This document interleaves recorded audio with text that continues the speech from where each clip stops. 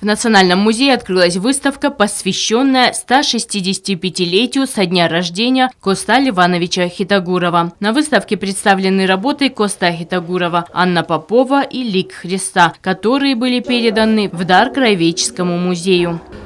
Коста оставил неизгладимое впечатление на многих художников Северной и Южной Осетии, таких как Салакоева Бориса, Гасиева Ахсара, Гогоева Хазби. И большинство художников, практически нет такого художника, кто бы не изобразил портрет Коста, либо работы его, потому что, к примеру, очень много копий с работ Коста написал Салакоев Борис Иосифович. К открытию выставки школьниками были подготовлены стихи. Мать-горянка, Коста, подарившая миру, в деревянном хлеву умирала в тиши. Тихий плач по судьбе, по сыночку, по Иру, со стенаниями стыл изможденной души. Уж борода седа, рука ослабла, и молодость прошла вся на войне.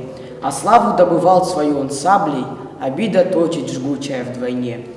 На выставке также представлены работы Бориса Санакоева. Это копии к картинам Коста: «Падший ангел», «Дети на каменоломне», «Горянка, идущая за водой». Также представлен новый экспонат – скульптура Коста Хитагурова. Кроме этого, выставлены картины Махарбека Туганова и многих других художников Осетии, которые отражают жизнь и творчество великого поэта. Наша экспозиция будет доступна в течение месяца. Все желающие и гости нашего города могут прийти в Национальный музей и прикоснуться к творчеству Коста Ливановича Хитагурова.